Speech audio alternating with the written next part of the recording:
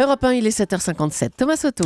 Brigitte Bardot a eu 80 ans hier, les bougies soufflées, le gâteau digéré, il est temps de donner la parole à Dany Cohn-Bendit. Bonjour Dany. Bonjour Thomas. Alors on peut la critiquer bébé, mais il y a une chose qu'on ne peut pas lui enlever, c'est une femme sincère qui va jusqu'au bout de ses combats, tous ses combats. Enfin, restons sur Terre, Thomas. Donc, j'avais 11 ans environ quand Et Dieu créa la femme est sortie. C'est vrai qu'elle a peuplé non seulement mes rêves, les rêves de mon adolescence, et c'est vrai qu'elle a eu une longue marche pour être reconnue en tant que femme et en tant qu'artiste. Et elle a payé cash souvent cette longue marche parce que ça a été dur. Disons que les fantasmes des hommes peuvent être destructeurs quand une femme veut être aussi libre et vivre librement sa sexualité comme Brigitte Bardot. Alors c'est une longue existence Brigitte Bardot, mais vous savez qu'aujourd'hui à 80 ans, si vous l'invitez à dîner ce soir, elle va vous dire t'es gentil Dany, mais je préfère dîner en face de mes chiens.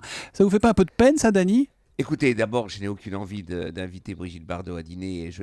Ça va lui faire de la peine à elle. Envie de m'inviter moi. Et si elle préfère les chiens aux enfants, c'est son droit. Et il faut dire que Brigitte Bardot, c'est quelqu'un, et quand on voit un de ses derniers films, Le Mépris de Jean-Luc Godard, et que les producteurs américains ont dit « Nous voulons voir Brigitte Bardot nue ». C'est pour ça qu'on a payé. Eh bien, on voit tout le drame de Brigitte Bardot. Donc maintenant que Brigitte Bardot se réfugie avec ses chiens, c'est un intégrisme animaliste qui ne m'intéresse pas tellement. C'est une femme qui a marqué toute une génération, qu'elle le veuille ou qu'elle ne le veuille pas. Et aujourd'hui, elle a le droit de vivre simplement, sincèrement, même si ses combats aujourd'hui ne sont pas mes combats. Un mot, il restera quoi de Brigitte Bardot ? Un mot.